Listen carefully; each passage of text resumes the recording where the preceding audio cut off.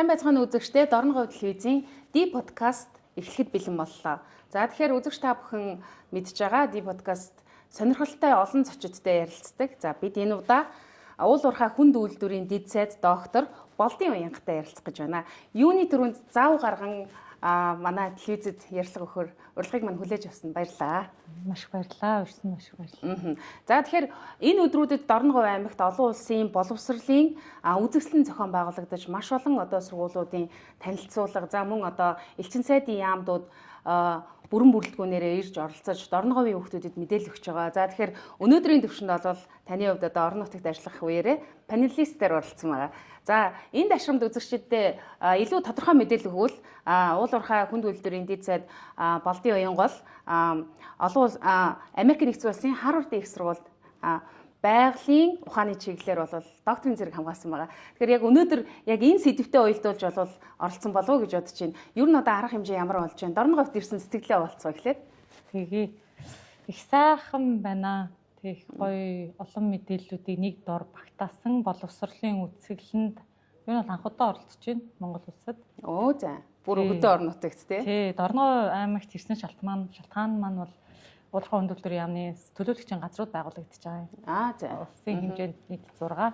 Тэгээ тодорхой зөвшөөрлийнхөө тооноос шалтгаалаад өмнө говьд орон говьд нэг төлөөлөгчийн газрууд байгуулагдсан. Тэр үйл ажиллагаагаа жигдлэх үүднээс төлөөлөгчийн газрын ажилчдыг сургах тийм ажиллаар бол явж байгаамаа. Тэгээд энэ яг тушааныг ашиглаад энэ том үзэсгэлэн зохиогдож таарад тэгээд панелистаар ирсэн бол маш их баярлсан. За өнөөдөр бол очиход бас хүүхдийн ордонд бас нэг тийм үзэсгэлэн зохион байгуулахыг нэг тийм зориултын юм шиг нэг бүүтүүд нэг гой тойроод тэгээд тавьж байгаа мэдээлэл нь их сүрхий санагдсан. Их олон мэдээллийг нэг дор авсан баха. Орос, Чех, Унгар бас байсан. Тэгээ Америкийн том олон сургуулиуд байлээ. Тийм. Тэгээ Солонгос, Япон, Монголын төвийнхэн байсан. Тэгээ Герман Монголын хамтарсан технологийн сургуулийнхан байсан. Тэгэхээр ер нь иймэрхүү мэдээллийг олж авахд бас ингээд тус-тусын вебсайт руу орох бас цаг алдах асуудал байдаг болвол нэг дор өгчээсэн. Тэгээ зүгээр дараа нь панелистаар ороод оюутнуудын асуултуудад хариулж яхад энэ оюутнууд их хацтай байна даа л гэж бодож илаа. Тэгээ тэр авсан мэдээлэлээ хэрэгжүүлэх хэрэгтэй. Оюутнуудаас гадна нөгөө ахлах ангийн сурагчид их байсан баг. Оюутнууд биш ахлах ангийн сурагчид. Тэгээд ээж аав нараас харагдчихлаа. Тэгээд 9 дугаар ангийн хүүхд гээд бас нэг хүүхд асуулт асууж исэн. Тэгэхээр ер нь бол нэлээд тийм цаашаага сурна гэсэн хүүхдүүд ах шиг лээ. Тэгэхээр яг таны хувьд Харвардд боловсрол эзэмшсэн учраас ер нь одоо орон нутгийн хүүхдүүд ялангуяа гадаадд тэтгэлэг авах ямар боломжууд байдгийг хэрвээ одоо гадагшаа боловсрол эзэмшихээр одоо шийдэж байгаа бол яг хизээнээс эхлэх ёстой байдаг вэ? Одоо шууд бакалавртаас суралцъя гэвэл тий. Би яг боловсролынхоо сургуулаар цоллуулахдаа шүтээсээр цоллуулт юм гэнэ. Бакалавра шинжилгээ технологийн сургуульд хийсэн. 4 жил суралцсан. Тэгээд дараа нь магистр докторийн зэргийг Америкт Харвардын сургуульд хамгаалсан юм аа. Тийм тэгэхээр сая нэг сонирхолтой асуулт нэг сурагчаас ингэж асуусан. Яагаад заавал гадаадд сурах хэрэгтэй юм бэ? Тэгээд миний бодлоор тийм асуултанд хариулж байгаагүй. Тэгээд зүгээр яг ингээд тухайн үед хариулах гээд бодоход бол яг үүндээ заавал гадаадд сурах шаардлага байхгүй. Тэгэхээр Монголдоо сайн сураад тэгээд хөдөлмөрлөөд явж байгаа хүмүүс зөндөө байна. Тэгээд гадагшаа сурахад магистраас дээш түвшинд тэтгэлэг их сайн олдно. Ялангуяа суурь шинжилгээ ухаанаар, байгаль ажил ухаанаар, инженерийн чиглэлээр. Хамгийн гол нь одоо англи хэлний оноотой байх хэрэгтэй гэдэг шалгуур үзүүлэлт бол хамгийн чухал байдаг бах тийм ээ эхлээд. Тэгэхээр нөгөө хэлтэй байжж бас гадаадын тэтгэлэгт хамрагдана гэдгийг бол одоо сая өнөөдрийн болж байгаа тэр форумын үеэр бол нэлээд ярьж ах шиг байлээ. Нэлээд ярьсан. Тэгээд яг нөгөө бас би боловсролын газрын дарга байсан учраас бас өөрийнхөө бодлыг хуваалцъя гэж бодоод нэг зүйлийг хэлсэн маа. Тэр нь болохоор хэллийг бол хичээгээд хизээж сурах боломжтой юм санагдаад байдгийг. Тэгэхээр нөгөө суурь боловсролоо сурагчид байсан учраас ялангуяа тэр математикийн хичээлдээ сайн анхаараарай гэсэн тийм зүйлийг бол хэлмээр байлаа. Тэгээд тэрийгээ сайн мэдгүйгээр хэлтэй байлаа гэж жишээ инженерчлэлийн чиглэлээр цаашаа сурахгүй. Тийм. Тэгэхээр яг тэр сурах хэрэгтэй юмаа сурчаад тэгээд зорилготой хүрэхийн тулд зүгээр хэрэглээ байдлаар сурвал тий. Яагаад энэ асуултыг асууж байгаа гэхээр ер нь одоо Монгол Улсын засгийн газраас хот хөдөөгийн сэргэлтийн бодлогыг одоо хэрэгжүүлэхэд нэлээд анхаарч байгаа. Тэгэхээр өөрөөр хэлбэл орон нутагт хүүхдүүд одоо англи хэлээ сураад цаашаага оноогоо аваад Харвардд сурна гэвэл энэ одоо боломж маань нээгдэн гэж харж гинөө. Энэ боломж те энэ боломж байгаа юу л гэж асуугаад байгаа юм. эндээс сураад явах тий. Би бол яг Харвард их сургуульд очичоод магистр докторийн тэр төвшний оюутнуудтай хамтраад сурж байхад яг Монгол улсын л төлөөлөл болчихж байгаа. Тэгэхээр шүтээс бакалавр хийсэн, шүтээсийн Монгол улсын тийм төлөөлөл юм аа гэдээ дандаа цоллуулж явдаг. Тийм байдаг. Тэгээ ер нь нэг гадаадд сурахад монголчуудад байдаг давуу тал гэж байдаг шүү. Тэр нь болохоор сургууль том байх тусмаа нөгөө diversity гэж ярьдаг олон орны оюутнуудыг татах хэрэгтэй байдаг. Тэгэхээр нөгөө монголчууд би монгол хүүхдээ гээд яг шалгалтын оноо өдөр нь нэг төвшөнд байлаа. Тэгвэл ингээд 100 хятад хүүхд яг ижлэхэн шалгалтын оноотой байвал манайх илүү сонирхолтой харагдах байхгүй. Тэгэхээр нөгөө яг тийм бид нэр суур боломжоо ашиглаад гадагшаа сурах гэвэл бүр нээлттэй. За боловсролын асуудлыг ярьсных ер нь одоо 21-р зуунд боловсролын ойлголтыг ямар агуулгаар харж байна? Жишээлбэл одоо энэ систем гэдэг яриад байгаа шүү дээ. Дэлхийн чиг хандлага яг энэ боловсролын яг энэ системээр нь харуул одоо яг ямар чиглэл рүү явж байгаа юм боллоо? Тийм ер нь яагаад боловсрол чухал юм бэ л гэж асуугаад байгаа. Тийм боловсрол том агуулга юм байлээ тий. Одоо яг академик боловсролоос гадна тийм зөөлөн чадвар гэж орчуулад байсан баха. Ер нь хүнтэй мэдлэхээс ахуулаад тэр чадвар маш их чухлаа гэд тэгээд сая бас нөгөө Харвардд сурж сая ч явах 10-аас 16 оны хооронд тэнд сурж байх хооронд мэдээж ингээд аюу мундаг академик чадвартай хүүхдүүд аюу их байдаг. А гэхдээ манай танхим ялангуяа байгалийн ухааны танхим болохоор нэг тийм хажуугаар нь спорт сонирхдаг ч юм уу тийм нээлттэй soft skill сайтай тийм хүүхдүүдийг авах юмсан гэж тийм концепттэй байсан. Одоо тэр шалгуур нь бол нөгөө эссе бичлэгээр тий эссе бичлэгээр ярилцлага маш их чинь дараа. Ярилцлага чинь дарна. Тэгээд өөртөө явахдаа өргөдөлтөө өөрийнхөө тодорхойлох багшийнхаа тодорхойлтыг завлахсардаг. 2-3 байгаах. Тэгээд тэр багш нар нь бас их сайн тодорхойлт бичиж өгөх хэрэгтэй. Тэгээд энийг бас би нэрээ сануулах байж. Гэхдээ таны подкастын өрөөнд бас сурагчдад анхааруулъя. Яг таныг тодорхойлоод тэр recommendation letter-ыг чинь бичиж өгөх багш айгүй гоё бичих хэрэгтэй. Тэгэхээр тэр багшигаа сонгох, зөв сонгох. Тэгээ зүгээр одоо таны англи хэлний багш мэдээж байж болно. Гэхдээ нэг тийм юу гэмдэ нэг тийм үлгэр жишээ болоод явдаг дорноовын мундагуд тиймэрхүү хүмүүсээсээ сайхан сонгоод гоё рекомендацууд авах хэрэгтэй. Тэр бас бодлогын түвшний асуудал байхаа. За таны хувьд Харвард одоо докторийн зэрэг хамгаалсан яг ямар сэдвээр хамгаалсан бэ? Ингийн тулд хэдий хэр хугацаанд бэлдсэн бэ? Төлөвлөж жил бэлдснээ би санд юм аа. Айгүй олон түвшний шалгалтууд өгөх хэрэгтэй байсан. Тэгээ байгалийн ухааны чиглэлээр болохоор суур тийм мэдлэгийн шалгалтууд нарай их байдаг. Тэгэхээр тэр шалгалтуудаа бэлдээд өгөх. Ер нь бол жил 2009 оныг тэр чигтэн зарцуулсан санагдаад байна. Нэг жилиг. Тийм. Тэгээ бас өчнө Харвардаас гадна өшөө 2 сургуульд өргөдлөгж исэн. Тэгэхээр яг тэр 3 сургуулийнхаа шаардлагыг биелүүлэх үүднээс бүтэн жилийг зориулсан. Тэгээ манай монголчууд бол нэлээд урт хугацааг зориулдаг шүү. Би харин ч бас цагаа нэлээд тулгсан санагдаад байсан тухай тий. Тэгээд Харвардын сургуульд доктор хамгаалсан 2 хүн байдаг. Хоёулаа эмэгтэй хүн байдаг. Өө за. Эхнийх нь бол антропологийн чиглэлээр Мантухай гэдэг эрдэмтэн байгаа. Одоо Массачусетсийн технологийн сургуулийн профессор.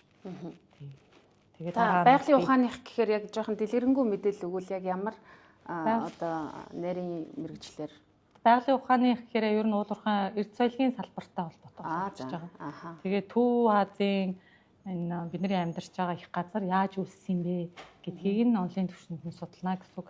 Тэгэхээр нөгөө яг миний чиглэлийг ярих юм бол тектоник талтай яг манай геологчд бол нэлээд сайн мэдж байгаа. Ер нь яг манай их газрын хаана ашиг нутмын орлууд байх тийм суур нөхцөлийг нь нэлээд гаргалгаатаа судалт их олон жилийн ажилладаг. Тэгээ ер нь бол PhD хийсэн докторийн зэрэг хамгаалсан хүмүүс бол хөвчлээ их сургуулийн профессор тэгээ тийм чиглэлээр бол явдаг. Би нэлээд тийм нас ахаад ирэхээр их сургууль багшлна гэж бодож байгаа. Яагаад энэ одоо чиглэлийг сонгож авах болов? Манай ээж геологч хүн. Тэгээд ээж хам мэрэгчлээ явсан. Тэгээд хүмүүс хор ингэдэг юм аа. Эмэгтэй хүнд айгу хатуу гэд хатуулах таа. Надад тийм мэдрэмж айгу бага байсан. Ээжигээ харж өссөн болохоор өнөөдөр бас нөгөө панелистаар сууж байхад манай модератор 2 ч асуултанд да чи эмэгтэй хүн гэдэг аахгүй. Тэгэхээр ингээд тэг болгонд ингээд би нэрээ эмэгтэй хүн гэж бодоод байгаа юм шүү. Яг нэг тэр нэг тийм мэдрэгдэггүй ээж нь геолог болохоор магадгүй мэдрэгдэг байх. Тэгээд дагаад тэгээд ээжийнхаа мэрэгчлийг үүлж авсан. Ер нь бол ээжийнхаа ч маавынхаа ч мэрэгчлийг үүлж авах зүгээр юм лээ. Айгүй их номнууд нь өглөгдөж ирсэн. Тэгээд дандаа нөгөө орс номнууд Яг зүгээр ном бол үеийн өнгөрөхөөр эдлэгээ байхгүй болох хэвээр нөгөө шилүүхэн хөгжиж байгаа болохоор тэгтээ лээж маань Тэгээ суурь ойлголтууд бол байна. Суурь ойлголтууд бол байна. Тэгтээ ер нь бол хэрэглэлийн старт. Тэгэхээр нөгөө хамгийн дотны зөвлөгч бол ээж аав хоёр байсан байна. Хамгийн дотны зөвлөх тийм Бас нөлөөлсөн хүмүүс. нөлөөлсөн. Аха. Яагаад энэ асуултыг асууж байгаа гэхээр өнөөдөр эцэг эхчүүд та байсан гэж өнөөдрийн олон улсын боловсролын форум дээр тий. Тэгэхээр хүүхдүүд ээж аавтайгаа хамт ирсэн. Тэгэхээр та өөрөө хүүхдүүдтэй ер нь одоо энэ чиглэл дээр нь хэрхэн яаж тусалж ийн хідэн хүүхдтэй. Тэгээ дээрэс нь боловсрол гэдэг өөрөө айгүй чухал гэдэг зүйлийг одоо эрт мэдрээд яг энэ чиглэлээр бол бас амжилттай явж байгаа хүмүүсийн нэг байна тий. Манай яг гэр бүл нөгөө ажил үүргийн хуваарлалт нь ийм байна. Хүүхдүүдийн боловсрал над дээр байдаг. Яг би хариуцдаг. Боловсролод гэрийн даалгавар хийлгэх хэлээр тийм. Гэрийн даалгавар хийлгэх дуулангуудад сонгож явуулах. Тэгээд тийм тэгэл эцэрлэгийн хөгжиж шинэ аюулшуулгад хийжлээ. Тэр бүх ажил орой болгоны болохоор байдаг. Манай нөхрийн хувьд болохоор тэгэл босод бүх ажил. Тэгэхээр ингээ хуваарлалт тийм учраас жишээ нь манай том хүүхд бол яг одоо 14 хүрч байгаа. Тэгээд өөрийнх нь сонирхол бол ер нь бол инженер талтай. Тэгээ физик сурттай ингэж явж байгаа. Тэгээд 9 настайгаас ахуулаад гитар тоглож байгаа. Яг хажуугаар нь заавал нэг тийм сонирхолтой байх хэрэгтэй байх гэдэг. Тэгээд ямар ч ажилтаа байсан гэсэн орой хариад дунд охиныхоо гэрийн даалгаврыг хийлгдэг. Одоо 2 дугаар анги. Тэгээд бас нэг хажуугийн хувь биеийн байх хэрэгтэй гэх олон зүйлийг оролдуулж үзсэн. Ер нь бол хүүхдтэй их зөв багш болох хэрэгтэй юм л л дээ. Тэгээ манай дунд охин бол одоо маш мундаг тийм багштай байгаа. Багштай тэгэхээр надаас илүү бараг итгэдэг. Би одоо тийм хаяа үгэнд орохгүй бол багш чинь туяа багш чинь тэгж хэлдэг гэдэг. Нэрийг яриад оо. Тэгэхээр хамгийн болоод өгдөө. Тэгээ саяхан бас нэг олон улсын тэмцээнд яваад ирсэн. Тэгээ ажлын хажуугаар тиймэрхүү чухал юмд нь бол заавал байдаг. Өөр угаасаа сонголт байхгүй. Хөдөлгөөргөө хуваараарай. За ямар ч байсан гэр бүлийн зохицуулт хийгээд ажлаа амжуулаад хүүхдүүдтэй бас цаг гаргаад явдаг юм байна. За тэгэхээр өнөөдөр төлөөлөгчийн газар бас орон нутагт байгуулагдахаар ингээд бэлтгэл ажил хийгдэж явж байгаа юм байна. Тэгэхээр ер нь бол Монгол улсын хэмжээнд бол одоо хөгжлийн тэргуулах салбарт уул уурхай орж байна. За мөн хөдөө аж ахуй орж байна, аялал жуулчлал орж байна гэж ерөнхийдөө тулгын 3 чулуу ингэж явж байна. Ер нь таны хувьд хариуцлагатай уул уурхайг доктортой хөгжүүлэхэд төрийн бодлого маш чухал. Энэ тал дээр ер нь ямар байр суурьтай явдаг вэ? Одоо та дэд сайдын ажлыг бас аваад богинохон хугацаа өнгөрөөд байна. Тэгээд хийж хэрэгжүүлэхээр төлөвлөж байгаа ажлууд юу байна тийм ээ? Тэгээ дэд сайдаар томчдохоос өмнө бол яманд ажиллаж исэн. Газрын даргын төвшөнд тэгээ агентлагийнхаа дэд дараагаар гэдэг дандаа одоо салбартаа ажиллаж исэн. Тэгээ эзэмшсэн мэрэгжлийнхаа хүрээнд салбартаа менежментийн төвшөнд ажиллаж байгаадаа их баярлж байгаа. Их олон зүйлийг өөрчлөх тийм боломж бол ирээдүйд гарах бах. Тэгээд одоо анхаарч байгаа зүйл маань төлөөлөгчийн газрынхаа албан хаагчдыг богино хугацаанд үлдэж байгаа хугацаанд сайн чадахжуулах юмсан, салбарын талаар эерэг мэдээлэл түгэх юмсан гэсэн ийм хоёр төлөвлөгөөтэй бол байна. За манай салбар таны хэлснээр ер нь бол манай Монгол Улсын эдийн засгийг ер нь бол дааж авч явж байгаа. Тэгээ нэг статистикийг би хэлээд байгаа юм л да. Улсын төсвийн 30%-ийг шууд утгаараа бүрдүүлнэ. Дам нөлөөгөөрөө буюу туслан гүйцэтгэгч өөр бусад дагаж хүчиж байгаа жижигдэн үйлдвэрлэлээрээ 50-аас дээш хувь улсын төсвийг бүрдүүлж байгаа. Тэгэхээр манай салбар үйл ажиллагаа зогсох тохиолдолд жишээ нь улсаас цалинжих хүмүүсийн цалин нь 50% байхгүй болно. Тэгэхээр тэр мэт олон асуудал нь бидний нуруунд дээр байгаа учраас хариуцлагатайгаар үйл ажиллагааг нь явуулах ёстой. Тэгэхээр Дорногов аймагаас бид нар эхлээд төлөөлөгчийн газар дээр ирж байгаа шалтгаан нь манай уул уурхай хүнд үйлдвэрийн яам, геологийн асуудал, уул уурхай асуудал, газрын төсний асуудал, хүнд үйлдвэрийн асуудал бүгдийг хариуцдаг. Манай Дорногов аймагт бол энэ чиглэл 4 чиглэлийн том төслүүд бүгдээр утгаараа хөгжиж байгаа. Тэгээ маргааш бас бид нар яг үйлдвэрүүд дээр очиж танилцсан болохгүй байгаа асуудал, юун дээр туслахаар байгаануудаа бол ярилцах байгаа. Тэгэхээр Дорногов аймаг дээр эдгээр хөгжиж байгаа төслүүд улам л цаашаа Монголын уул уурхайг бол нүүрэн дээр авч явах, боловсруулах салбар буюу нэмэн үртэг шингэсэн үйл ажиллагааг дэмжиж явж байгаа.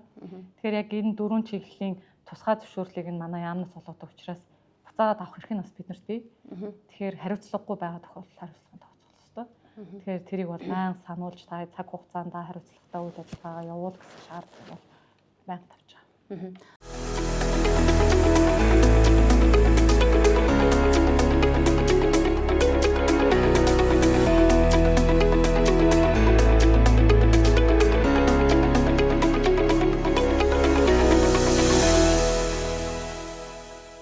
Тэгэхээр та дөнгөж сая чадахжуулах эерэг мэдээллийг одоо түгээх гэсэн энэ хоёр асуудлыг ярьж байна л да. Яагаад ийм чухал байгаа юм бэ? Бид нар тийм уулуурхай эсрэг байгаа нэг хандлагууд аюух газар авч байгаа шүү дээ. Тэр нь би бодохдоо төрийн байгууллагын бас буруу байгаа хаа. Мэдээлэлээ өргөж чадахгүй байна уу? Тий. Зөв мэдээллээ их ус өрөхийн мэдээллийг цаад хот нь өгдөггүй. Тэгээ нэг тийм дунд нь орон зай үлдээчингүүд тэрийг ингээд өөр байдлаар ашиглах. Эсвэл уддаг тийм ээ мэдээлэл өргөх гэж уддаг. Тий. Одоо ингээд газар дээр ингээд ажиллаж шүү дээ. Уулуурхай хөндөлрийн яамны газар ярлын бодлогын газар дээр ингээд ажиллаж хахад цогцоо цаггүй гомдлоод ирдэг байхгүй юу? Манай ийм тусгай хэрэгцээний газар, ийм гол устай газар ингээд тусгай зөвшөөрлөгчлөө цуцал гэдэг. Тэгээ ингээд ажлын хэсэг гараа бөө юм болоод яваад очихоор нөгөө яриад байгаа тахилгатай харихнаас бол нэлээд олон километр 30-40 км-ийн зайтай байх чинь. Тэгэхээр нэг тийм яг газар дээр байгаа мэдээлэл нь биш тий. Тэгээ бид нар дээр ирж байгаа байдал нь өөр. Тэнгүүт бид нар ингээл бөө ажиллавал асуудлаа хөндөг жишээ тий. Тэгэхээр энэ мэдээллийн яг их ус өрөхийн асуудал нь хаягдчихсэн юм болов. Тэгээд хариуцлагатай уулуурхай асуудал бол нэлээд хэрэгцсэн сэдв. Манай энэ шин сэргэлтийн бодлого 2050 дээр орсон засгийн газрын 2024 оны төлөвлөгөөн дээр бас яг энэ өгүүлбэрээр өгөөрэй байдаг. Тэгвэл тэгээд хариуцлагажуулах асуудал нь бидний үүрэг. Тэгэхээр мэдээлэлээ зөв өгөх, мэдээлэл өгөхийн тулд цахим руу шилжих ёстой. Ер нь бас шилжиж байгаа. Тэгээд төлөөлөгчийн газруудаараа дамжуулаад бид нар бодит байдлыг төргөн шуурхаа мэдээ. Орон нутгаар яг төлөөлөгчийн газраа байгуулад орон нутагт асуудлыг илүү хурдан шийдэх гэдэг юм тийм ээ. Байгуулагдчихсан байгаа. За. Тэгээд дарны говийн засаг даргаас бол маш сайн дэмждэг. Өмнө говь байна, дорны говь байна, маш их дэмжлэгтэй бид нар хамтарч ажиллаж байгаа. Өнөөдөр аймгийн засаг даргатай уулзсан. Тэгэхээр яг энэ талаар ярьсан гэсэн үг тий тодруулбал. Энэ талаар ярьсан өшөөс засаг дарга биднэрт бусад бүх хүнд үйлдвэр, баяжуулах үйлдвэр, өшөө уурхаануудтай холбоотой 7 асуудлыг бол төвшүүлсэн. Яаж энийг шийдвэрлэх хэрэгтэй байна гэдэг нэлээд ажил хэрэг санагдсан. Тэгээд манай уулуурхай хөндөлтөрийн яамнаас бүх бодлогын газрын даамар явж байгаа учраас бид нар өөрсдийнхөө зүгээс шаардлагатай ажлууд 7 хоногийн эхний хагасд нь бол хийчихнэ. За миний мэдхээр бол одоо Дорногов аймаг бол Монгол улсын хэмжээнд бол хамгийн олон юм лицензтэй аймагуудын нэг л дээ. 2015 онд бол нэг 500 гаруй лиценз байсан санагдтыг. Одоо л нэг 300 гаруй байгаад ах шиг байна.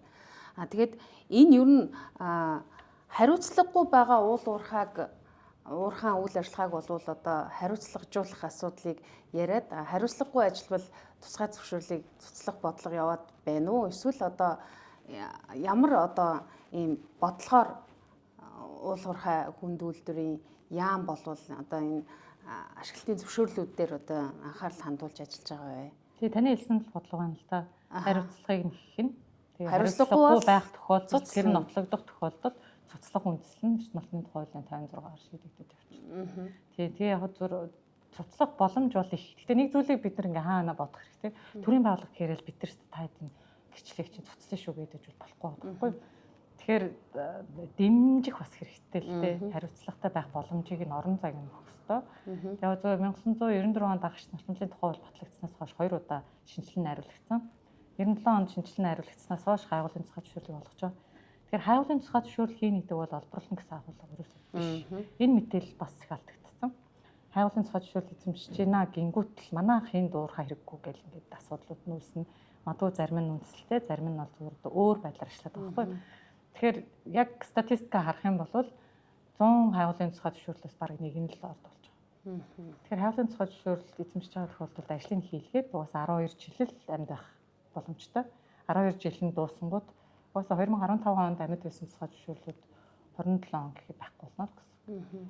Тийм. Тэгээд бас бид нар ер нь сумын нутаг дэвсгэрийн 15%-аас дээш цэцэг зөвшөөрлийн бүрхэлтийг дэмжихгүй байна. 15-аас дээш бол квот авахгүй л гэж үзэх үү те сум авахгүй байгаа. Тий. Тэгээд яг Дорногов аймагт цэцэг зөвшөөрөл байгаа. Тоогоороо бол 2-т орж байгаа аймагудаас. Газар нь одоо тоо нэг хэрэг газар нутаг дээр яг хідэн га камерад байгаа нь өргөжтэй тэрээр болох шүү. Тэгэхээр ялангуяа бол говийн бүсэн аймагуудад хамгийн том төсөл урагшилж байна. Тэгэхээр гол асуудал бол эдгээр одоо том төслүүдийг цаг хугацаанд нь урагшлуулах, ялангуяа боловсруулах болон баяжуулах үйлдвэрийг дэмжих нь чухал гэж яриад байна. Ингэснээрээ ер нь одоо орон нутагт жижиг дунд үйлдвэрлэл гэдэг юм. Ер нь орон нутагт ямар боломжууд бас илүү өгөөж хүртэхээр харагдаж байгаа вэ? ажлын байр талаасаа ч тэр тийм ер нь бол дид манай уул уурхайн төслүүд явна гэдэг бол дагаад дид бүтцийн асуудлууд нь төвлөрж явах хэрэгтэй. Тэгээд бас хариуцлагатай байх тохиолдолд байгаль орчны асуудлууд чигдэрнэ. Тэгээд эрчим хүчний бас хэрэглээ өндөрсөд эхэлнэ. Тэгэхээр нөгөө олон гарч шийдлүүд яваад ирэхээр дид бүтц дагаад хөгжил ирнэ гэдэг шиг ер нь бол их сайн хөгжих хэрэгтэй. Тэгэхээр энэ хэрэгжих гэж байгаа, баригдаж байгаа, явж байгаа, бэлтгэгдэж байгаа төслүүдийг бид нар цааш нь тэгтээ рүү хувьчил өөрсдөө 99% амжилтгүй байх магадлалаа мэдээд орж ирж байгаа учраас ажлыг хийлгэж хэрэгтэй. Ийм л концепттэй бол байгаа.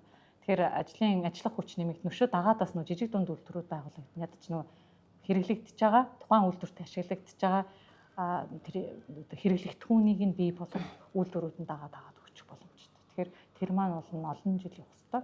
Тэр урт хугацааны хөгжлөө бодох юм бол ашигтай байна. Тэгээд зөв нэмэн өртөг шингээгээд явчих юм бол манай дотороор орж ирэх улсын төсөв төлөх мөнгө нь гэснэ л гэсэн үг. Тэгэхээр цаг хугацаанд төлөвлөлт хугацаанд эдгээр төслүүд маань орчоосоо. За манай аймагт одоо том олон төсөл хэрэгждэг учраас манай үзэгчид бол нэлээд сонирхож байгаа гэж бодож байна. Мөн одоо 2 том бомбт манай нутаг дэвсгэрт үйл ажиллагаа явуулж байна. Ер нь уул уурхайн бүтээгдэхүүнийг экспортлоход одоо тээвэр логистикийн асуудал мөн дид бүтцийг сайжруулах тийм ээ. За мөн бомбын нэвтрэлтийн хүртээмжийг нэмэгдүүлэх энэ асуудал нэлээд бас засгийн газрын түвшинд яригдж байна. Тэгэхээр энэ дээр ямар одоо тээвэрлэлтийг оновчтой зохион байгуулах тал дээр харьяа холбогдох газруудтайгаа одоо хамтарч ажилладаг вэ? Эрчим хүчний яам, зам тээвэр хөгжлийн яам, бомбын сэргэлтийн үндэсний ороотой бол байнга одоо нэгт хамтарч ажилладаг. Яагаад гэх юм бол улсын төсвөөр тавигдж байгаа төсөл хөтөлбөр эдийн засгийн хөгжлийн яам ер нь толгойд байдаг. Тэгэхээр улсын төсвөөр тавигдж байгаа төсөл хөтөлбөрүүд ингэж уялдах хэрэгтэй. Жишээ нь удахгүй энд нэг одоо Дорнов аймгийн айл нэг сумд нь ойдлохоо шивээр дэлгэрлээ гэж бодъё. Тэгэх юм бол тэнцээ мэдээж хэрэглэгдэх эрчим хүч нь бас ойлгоо шүү байна. Их усуд байхгүй шүү дээ. Тэгэхээр ингээд хамтарч шийдвэрээ гаргах одоо хэдэн жилийн дараа ашиглалтанд орох уурхайд зориулсан тэр чиглэлийн дэд бүтцийг хөгжүүлэх юм уу. Тэр нь бол улсын төсвийг оновчтой зарцуулах үүднээс манай яамдын хоорондын хамаарлал бол нэлээд нэгтгэх хэвээр. Тэгээд яг зөвөр салбарын хуудчул маань яг дицэдэр томилогдсноос хойш шалангуй айгүй их ирж тийм зөвлөгөө өгөх, энэ дээр анхаалцсан шүү, ингээрэ тэгэрэ гэсэн байдлаар хэрдэг тэр нэг их талархаж хүлээж авч байгаа. Тэгээд тэд нар маань надад ярьж байгаа зүйл нь урд өмнө нь бол ингээ яамдууд эсрэг хараас очдог байсан. Тусдаа үйл ажиллагаа явуулаад. Тэгээд төлөвлөгөө ингээ давцаад идэв байсан. Тэгээд ингээ биеиндээ хаагаад идэв байсан. Тэгээд одоо бол харин анзаарагдаад ахад тийм биш байна гэдэг. Тэгээд би бол тэдэртээ итгэж байгаа. Энэ чигээрээ нэг жаах удаа явчихсан. Тэгэхээр хамтын ажиллагаа их чухал байна тийм ээ. Энэ дээр бол нэлээд таны хувьд хийх ажил их байгаа юм байна гэж харж байна. Тий, их байгаа шүү. За мөн гео паркийг Монголд хөгжүүлэх санааг таныг ингэж санаачилж байсан гэж би нэг сонсч байсан. Энэ гео паркийн талаар та манай үзэгчдэд мэдээлэл өгөөч. Ер нь ялангуяа энэ гео паркийг хөгжүүлснээр манай говийн бүсийн аймагуудыг та илүү онцлоод яривал ямар боломж илүү их нэгдэх юм бэ? Зөвхөн одоо нөгөө уул уурхай бол нэлээд том хэсгийг эзэлж байна. Гэхдээ нөгөө салбарлах одоо хөгжих боломжийг бас энэ геопарк ямар одоо давуу талаараа бий болгоод байгаа юм бэ? Геопарк гэдэг нь зүгээр энгийн жишээ аваад ярих юм бол ийм л юм байна. Одоо ингээд бид нар хүүхдүүдэд аваад 100 хөдөө гарыг гэлтэхээр ямар дург байдаг ч тийм интернет байхгүй гэл тийм. Түр ингээ хамт явж байхдаа ингээ давхар мэдлэгийг нь олгох, тэдний сонирхлыг хөдөлгөх, тийм боловсролыг нэмэх тийм боломжийг нь геопарк гэж харж байгаа. Тэгээд тэр нь ямар оолготой юм бэ гэхээр зүгээр ингээд бид нар зам дагаал аав ээжтэйгээ ингээ явж байхдаа жишээ нь аюул сайхан байгалийн үзэсгэлэнт газар тогтцох юм бол хизээ яаж үсэе. Тэ Дорнов нутагт говийн бүсийн нутагс бид нар маш их тийм динозаврын дүнүүд, олдурууд ер нь бол дэлхийд алдартай тийм сайхан олдруудтай тэгвэл тэдрийгээ бид нар хүүхдүүдтэй мэдлэг болох хүнээс нь сургах сонирхолтой байдлаар тайлбарлагдана гэсэн үг. Тэгээ зураг хөрөхтэйгоо тэгэхээр нэг тийм сонирхол хөтгсөн тийм байна. Одоо нөгөө Америкийн өхлийн хөндий гэдэг тэр бол маш том геопарк байна. За хятад бол геопаркаар алдартай. Геопаркаар маш их хэмжээний мөнгө олж байгаа статистикийг харуул. Бид баг одоо ч интернет дээр харахад сүүлийн он орчихсон байгаа. Тэгэхээр энэ дэр хамгийн ихнийх нь шар цавыг юм болов уу гэж харж байгаа шүү. Тэгээ шар цав дээр геопарк үүсгэх Өмнө Говь аймгийн нутагт Тэгээд палеонтологийн хүрээлэнгийнхантай нэлээд их хамтарч ажиллаад тэгээд ЮНЕСКОд бүртгүүлэхээр ярьж байгаа. Тэгээд ЮНЕСКОд бол Монгол Улсыг төлөөлж байгаа манай гадаад харилцааны сайд батцдаг. Тэгээд бид нар Монгол Улс ЮНЕСКОгийн үндэсний хороогоо байгуулад авсан. Манай миний хууч ажиллаж исэн газар хариуцдаг ийм хороо байгаа. Тэгэхээр олон улстай бид нар нэгт хамтраад ЮНЕСКОд бүртгүүлэх нь яагаад чухал юм бэ гэвэл аялал жуулчлал гэж өөрсдийнхөө тэд нар гарцаараа энэ Монгол улсад ийм парк байгуулагдлаа гэж цацхад аялал жуулчлалын тоо өсөх ёстой. Монгол улсаар бол. Тэгэхээр яг энийг бид нар гүйцэтгүүлэх хэрэгтэй. Уул уурхай мэдээж одоо говийн бүсэд ингээд тэргүүлэх салбараар олон жил явах. Гэхдээ хажуугаар нь бас үтсгэлэнтэй сайхан газруудтай гэдгийг давхар тийм аялал жуулчлалын чиглэлээр хөгжүүлэх, сурталчлах тийм. Тэгээ энэ санаачлагыг хэдэн онд гаргаад одоо яг ямар ажил хийгээд явж байна? Одоо яг ЮНЕСКОд шар цавыг бүртгүүлэх бэлтгэл ажил явж байгаа. 100 асуулганд хариулах ёстой. Тэхийн тулд бас нэг тодорхой хэдэн ажлуудыг бид нар хийх ёстой. Тэгээ манай Улирхуун Төлтөр амны биологийн бодлогын газар дээр тэр 100 асуултад хариулах тэрнийхээ бэлтгэл ажлыг хийх ажил нь явагдаж байгаа. Тэгээд жил болгоны хавар яг энэ геопаркийнхаа дэлхийн хэмжээнд уулзаад ярилцдаг. Тэгээд амжуулаад болон бүртгүүлчмээр байна. Тийм. Тэгээ зүгээр нэг сонирхуулаад хэлэхэд бол энэ уул уурхайд ашиглагдчихсэн янз бүрийн дэд бүтцүүдийг дараа нь яаж ашиглах вэ гэдэг нь бас геопаркийн асуудал чинь. Одоо олборлогдоод дууссан уурхайг буцаагаад хаана гэдэг бол зардал шүү дээ.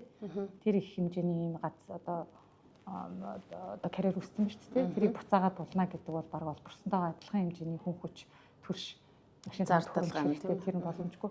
Тэгвэл Турки Стамбулын онгоцны буудлаа байна да. Тэр чинь нүүрсний уурхай байхгүй. Нүүрсний уурхай байгаад хаагдсан. Тэгээ тэр карьерт нь ингээ онгоцоо буулгаж авдаг. Тэгэхээр тэр мэтчлэн ашиглаад хажуугаар нь тэрийг ингээ тайлбарлаад тэр бас нэг геопарк яасан. Маш сонирхолтой ажил хийж байгаа юм байна. Тэгэд энэ ажилд нь амжилт хүсье. Удахгүй маш сайхан мэдээд болох байх гэж бодож байна. Магадгүй одоо энэ өмнө говийн энэ шар цав ЮНЕСКОд бүртгэгдэх юм бол дараагийн аймагуд те айгу олон одоо Монгол улс бол 21 аймаг бол маш их үзүүр үйлчилгээ тэр геополитикийн нөхцөл байдлын хувьд бол маш гоё одоо баялагтай ийм гайхалтай улс. Ялангуяа говийн бүсийн аймаг бол тийм ээ. Тэгэхээр энэ ажил бол цаашдаа ингээ үргэлжлээд явах байх. Үргэлжлээд явна. Жишээ олгоод эхлээ шар цавыг бүртгүүлж чадвал бид нар бас нэг дотоодын геопаркийн цэг гэж байгуулж болох юм лээ. Тэрийг авчин. Тэгэхээр дотооддоо зөвхөн тийм regional гэдэг global гэдэг. Гэтэ тэрийг бас бүртгүүлээд явах боломжтой. Тэгвэл нөгөө 100 асуулгад хариулах хэмжээний бид бас мөнгө гаргах хэрэгтэй болно шүү дээ. Тэрийг зөвхөн одоо та санаачилснараа ингээд танаа багийнхаа ингээд хийгээд явд юм уу? Эсвэл одоо орон нутганд бас санаачлаад ингээд хамтарч ажиллах боломж байгаа юу? Ер нь геопаркийн асуудал бол бараг палеонтологийн хүрээлэн дээр анх санаачлах гарсан байна. За. Тэгээ мэдээж говийн бүс маань өөрөө палеонтологийн маш их олон олдроор дэлхийд алтартай учраас тэгээд ашиглая гэсэн санаа бол гарсан. Бид нар яам бодлогын зүгээс дэмжиж тэр олон улсын хурал зөвлөгөөнүүдэд нь төлөөлөгчдөө явуулаад тэгээд нэлээд гаргаж тавьж байгаа. Тэрнээс ч бол 18 онд олон улсын хурал болж исэн. Яг ковид байсан баг та. Тэгээд ингээд жаахан. Одоо ер нь хэдэн хувьтай гэсэн үг вэ? Ер нь багцаалдаад хэлвэл тийм ээ. Тий, ер нь усын төсөв дээр ч гэсэндээ хэд хэдэн мөнгө тавигдаад шар цав дээр бол ядаж нэг пост маягийн очиод ирэхэд хүмүүс нь орж гарах тийм хаалга өдр бол байгаа юм лээ. Тийм тэг яг хувьчилж бол гаргаж байсангүй. Гэхдээ нэлийн ажил явуулж байгаа хариулчихна л гэж харж байгаа. Энэ их маш сонирхолтой гоё аялал жуулчлалыг одоо хөгжүүлэх нөгөө талаас нь тий хөгжүүлэх тийм сонирхолтой төсөл юм гэж харж потенциал байгаа шүү. Тийм байна тийм ээ. Дэмжих хэрэгтэй бүгдэж.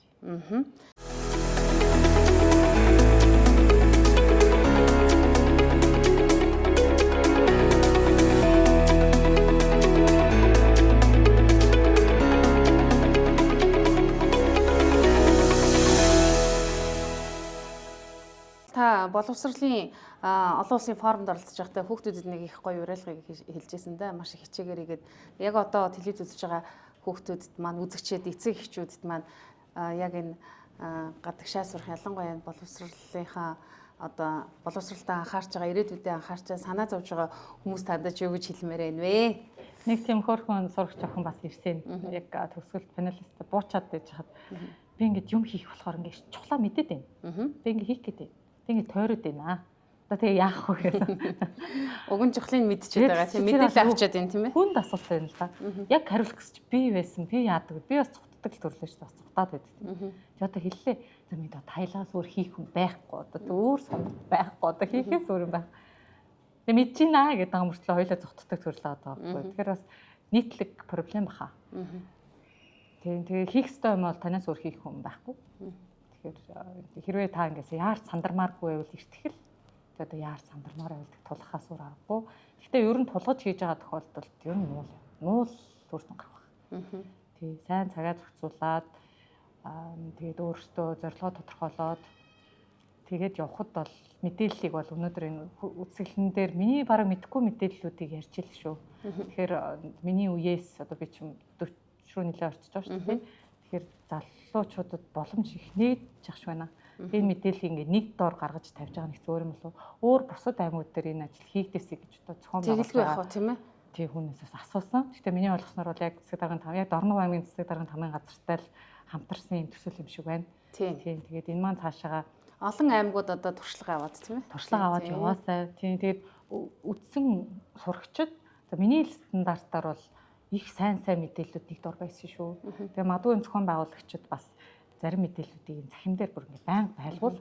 Тэг очоогүй юм байж болно, дахиад юм алтцсан байж болно. Тэгэхээр боршууруудыг нь бүгдийн захимаар байлгаад тэгээд холбоо барих хүнийх нь утас сэдрийг нь бас нээлттэй байлгуул хэрэгтэй баха. Би ч хүртэл дараа нь тэр ахлах сургуулийн мэдээллийг нь аваад гүтөө гэж бол бодсон. Оо ямар гоё тий.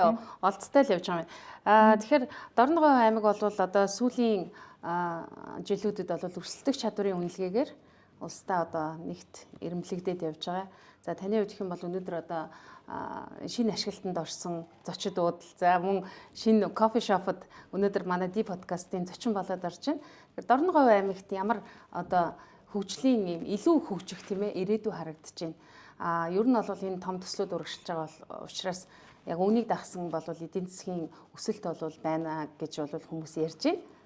Зочны хувьар тийм ээ яг хувь хүний үднэс. Уулуурхайг дагаад ер нь уулуурхай эдгээр маргаашийн бидний очиж үзэх ер нь энэ Дорногов аймгийн туршлагыг бид нар байн өдөр тутам ажилдаа бол ярьдаг шүү. Тэгэхээр уулуурхайн салбараараа нэлээд олон жил бус аймагуудыг огшуулж явах гэж би бодож байна. Одоо яг энэ подкастад дуусаад миний төлөвлөж байгаа ажил бол бүхэл яг шандын бүх ингээ замаар нь ороод ингээ яваад үзэх юмсан гэж бодож байна. Сурагчидтай уулзаж үзлээ. Тэгээ нэлээд тийм нээлттэй. Зарим сурагчид өөртөө шууд англиар тэр панелистны гадаад хүнээс асуугаад тавилт аваад тийм байсан. Тэгээ нэлээд потенциал багш байна. Яг зүгээр ингээ гадаадад олон жил амьдрахад нэг юм анзаарагдаж яах юм тийм сэтгэл хэцүү байгаад байдаг байсан юм нь буцаад Монголдо очно гэж юусэн ярихгүй гэсэн. Ер нь бакалавра гадаадад хийсэн хүүхдүүд тэр тусмаа Монголдо очих тийм шалтгаан байх болчтой юм шиг байна. Нэг тийм яг оюутан байх үеийн эхний 1-2 жил чинь нэг гоё нандин дурсамж болдог штэ. Тэг ингээл яг ингээ амьдралын найз нөхдүүд бүгд бий болдог тий. Тэр нэг буцаад очиход ядаж Монголдо буцаад ирэнгүүт ингээд бүх танилуд нь энэ тийм ингээ ажиллаж явах жишээ тий. Тэгэхээр тэр дурсамжаа бий болгоосай. Тэгээд гадагшаа явж сурах нь өөрсдийнх нь хэрэг. Тэгээ буцаа заавал Монголдо ирээсэй. Тий. Тэгээд яг энэ боловсролын чиглэлээр бас их ажил хийж байгаа жишээнүүд бол дурддагдаж байна. Тэгээд энэ их мэдээлэл дээр ингээд хамт чадахгүйгээр ашиглаад тэгээд хэдэн жилийн дараа буцаад ирвэл их одоо хүний капитал ихтэй байх болов.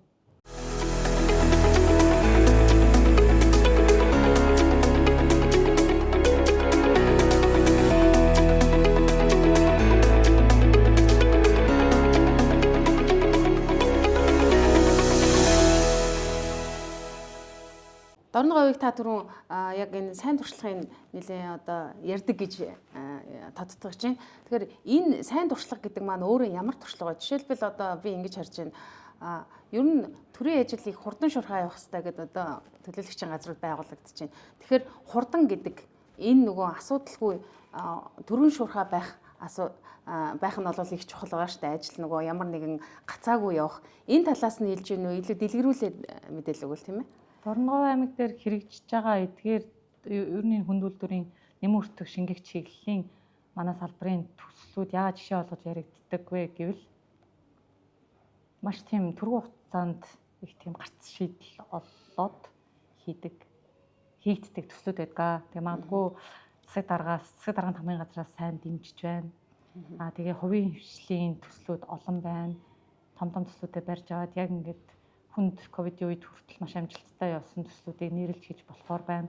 2 бондтой Тэ бомтын үйл ажиллагаа жигдрээд тэгээд одоо хангийн бомт маань нэлээд бас одоо зорилттой төслүүд хийгдэж байгаа ажлууд нь хийгдсэн тохиолдолд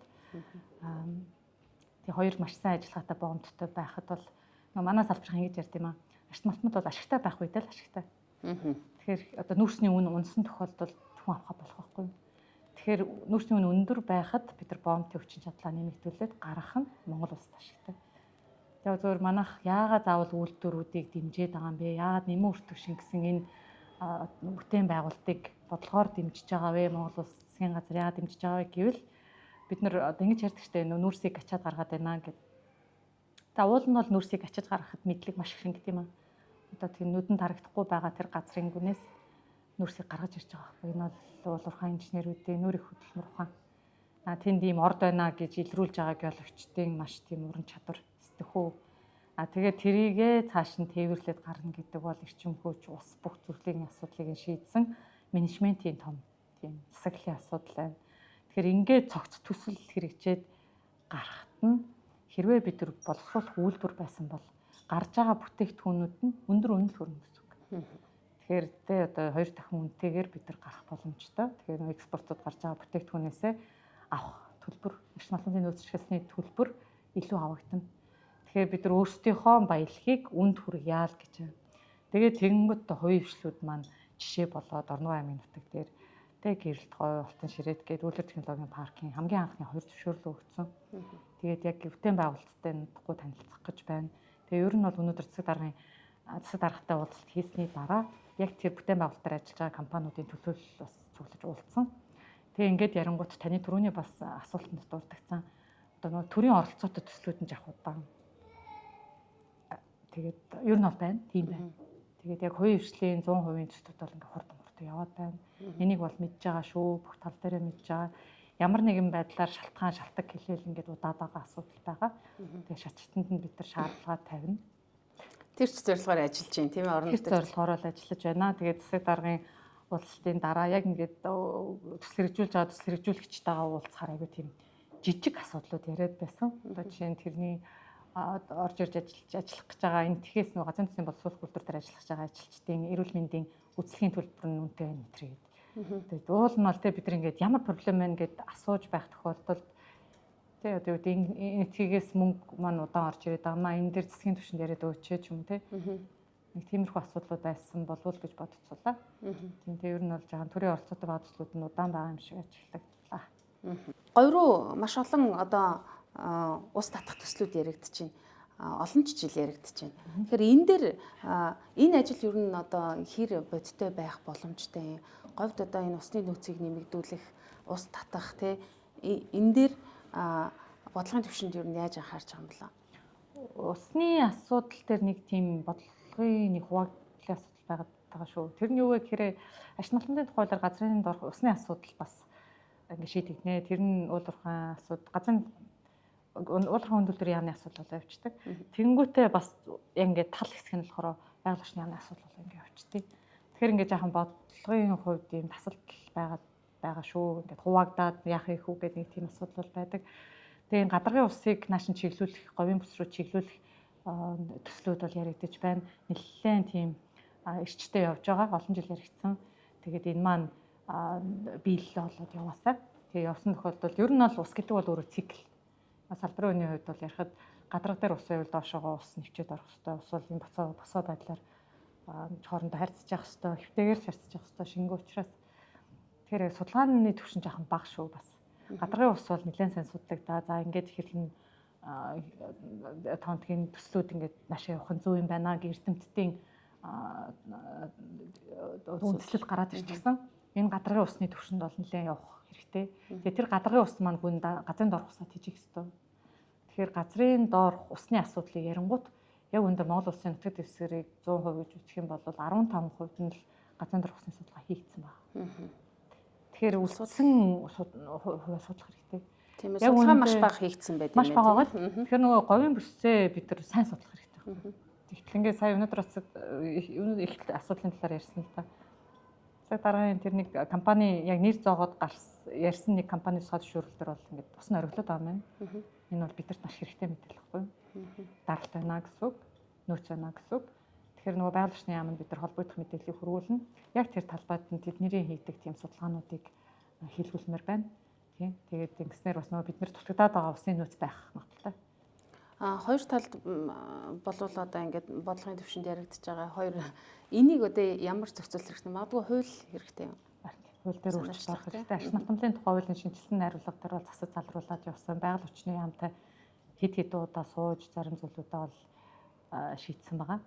Тэгээд ашиг нутамлын тухай хууль маань харамсалтай нэлээд хойшлоод байна. Тийм. Тэгээд тэгээ удахгүй шийдэх тухай хуулийн асуудал. За баярлалаа. Тэгэхээр өнөөдөр цаг зав гарган манай подкастын зочноор урагдан ирж сонирхолтой мэдээлэл өгсөн танд баярлалаа. Цаашдын ажилтнаа амжилт хүсье. За өнөөдрийн Ди подкастын зочноор уулуурхай хүнд үйлдвэрийн дэд сайд доктор Болдын уянга оролцлоо. Анхаарлаа хандуулсан үзэгчдэд баярлалаа.